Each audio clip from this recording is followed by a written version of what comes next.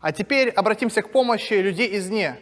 Ой, Степан Васильевич, первым будет у нас босс Степан Васильевич. Как раз таки он в своих тапках, хотя и не счастливых, поскольку счастливый у него заряжается.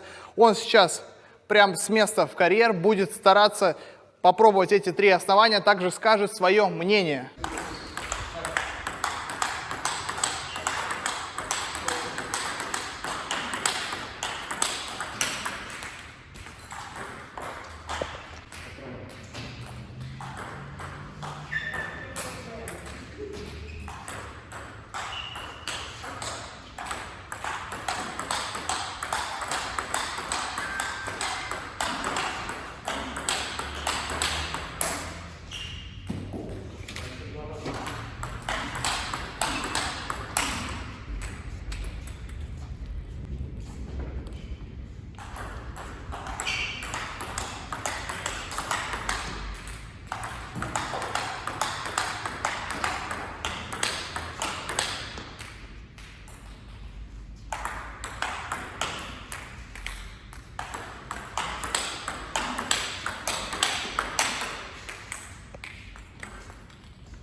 Сейчас Степан Васильевич попробовал 3 основания. Это Butterfly Viscaria версия до рестайлинга, это старенькая версия. Далее Viscaria, которая выпускается в настоящее время, а также Viscaria Super ALC. Сейчас мы узнаем его мнение, какое из этих оснований он считает максимально быстрое.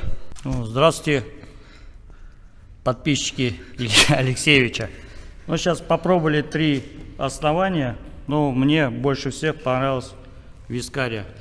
Самая обычная версия, которая выпускается сейчас. Далее. Что по скорости, что по контролю, она была лучше всех. А что вы можете сказать по поводу новенькой Viscaria Super ALC? Если честно, не понравилось. А чем Так, именно? может по моему стилю там скорости маловато. Хоть и пишут, что она быстрее, чем старая Viscaria, но мне показалось, что Viscaria намного быстрее, чем эта новая. Так, а по поводу старенькой Viscaria, что вы можете сказать? Устаревшая уже. Устаревшая? Чего не хватает? Тухляк. А по контролю? Тоже слабенький. То есть больше всех вам понравилась Viscaria, которая сейчас выпускается? Да. Спасибо. Вторым своим мнением поделится мой напарник по этому обзору Георгий Шефер.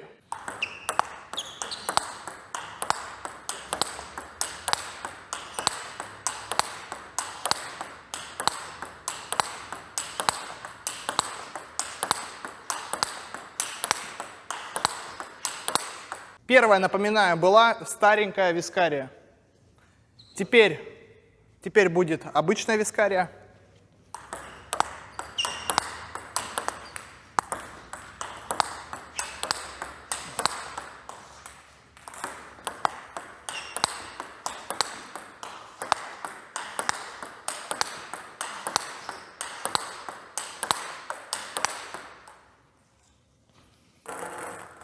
И Viscaria Super ALC.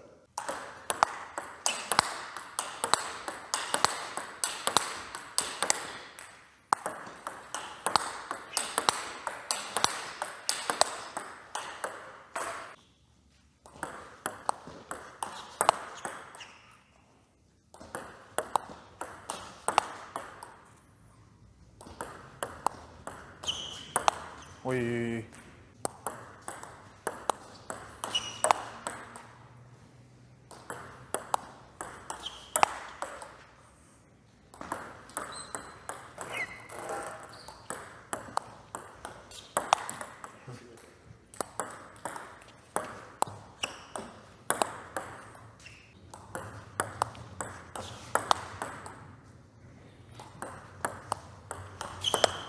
Дугу поменьше дает, мне кажется. Да?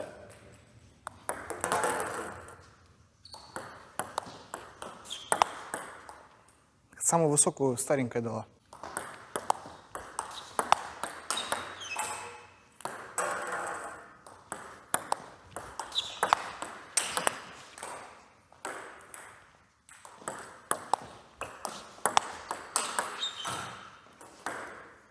Ну, вроде тоже неплохо.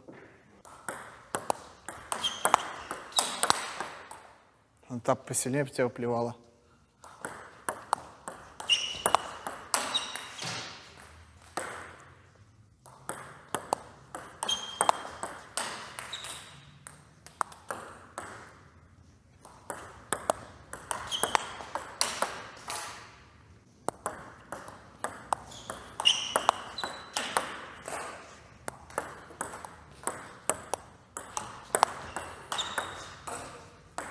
посильнее прям.